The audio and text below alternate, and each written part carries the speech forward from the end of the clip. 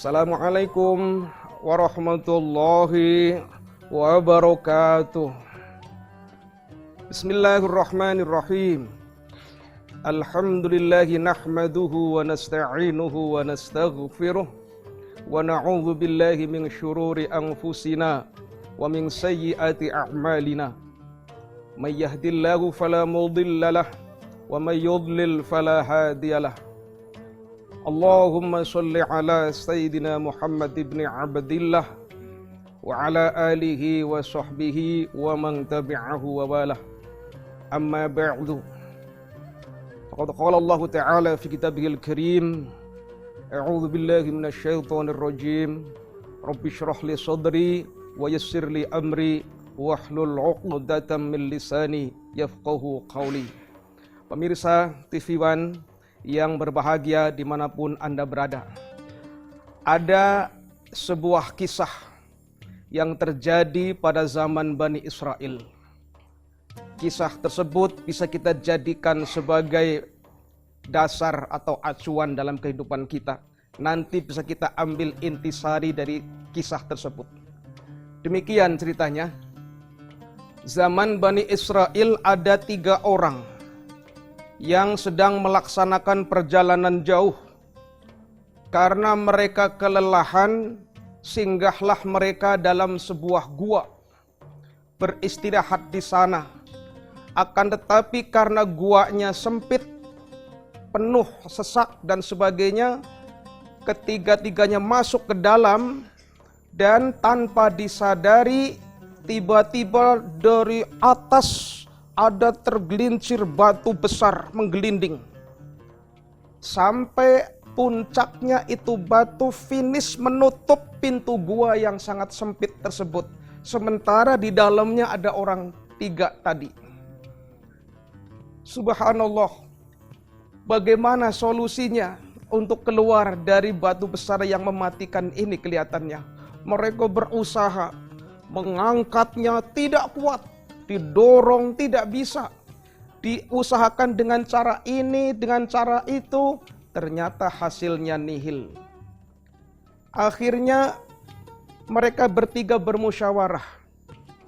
Diambillah sebuah keputusan. Kata salah satu dari mereka, innahu la yunjikum min hadhihi sakhrah illa an tad'ullaha bi sholihi a'malikum, katanya.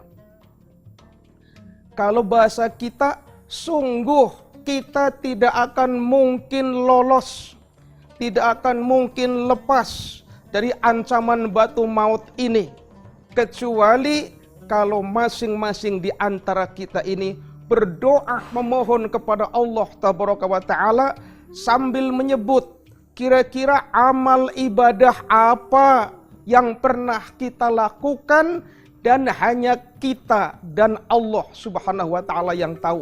Hanya berdua, tidak ada orang lain yang tahu kecuali si pelaku dan Allah Subhanahu wa Ta'ala. Pemirsa TV One yang dirahmati Allah, mereka setelah berpikir seperti itu, satu di antara mereka langsung ambil keputusan. Dipikir dia apa kira-kira yang pernah dia laksanakan selama ini, hanya dia dan Allah yang tahu. Ketemulah dia dan mengadu kepada Allah. Ya Allah, katanya, kami dulu, hamba dulu ya Allah, pernah ketika kedua orang tua hamba masih hidup ya Allah, hamba senantiasa berbuat baik kepadanya. Setiap malam mereka hendak tidur ya Allah, sudah hamba sediakan perasan susu sapi di sampingnya untuk diminum. Setiap kali mereka hendak tidur, sudah rutin ya Allah. Tetapi di suatu malam, hamba harus pulang malam ya Allah, karena mencari makanan untuk binatang hamba, untuk peliharaan hamba yang belum makan. Maka ketika hamba pulang, ternyata hamba jumpai kedua orang tua tersebut sudah tertidur terlebih dahulu ya Allah. Sementara hamba belum menyiapkan perasan susu sapi 2 gelas seperti sebelum-sebelumnya. Hamba pun segera mungkin membuat 2 buah gelas perasan susu sapi, kemudian hamba serahkan di sampingnya. Hamba tunggu ya Allah. Hamba tidak berani membangunkan mereka ya Allah. Mereka tertidur lelap ya Allah. Hamba tidak berani karena dianggapnya takut dianggap hamba tidak sopan. Hamba tunggu di sampingnya ya Allah, duduk di sampingnya. Hamba tunggu terus sampai anak dan istri hamba sendiri belum meminum perasan susu sapi. Hamba tidak berani memberikan mereka anak istri hamba ya Allah sebelum orang tua hamba yang meminumnya terlebih dahulu ya Allah. Akhirnya sampai terbitlah fajar, mereka pun bangun ya Allah.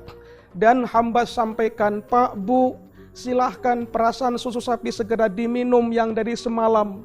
Sampai sekarang takutnya nanti basi. Dan alhamdulillah dengan luar biasa bahagianya ini orang karena sang orang tua meminum perasan susu sapi tersebut.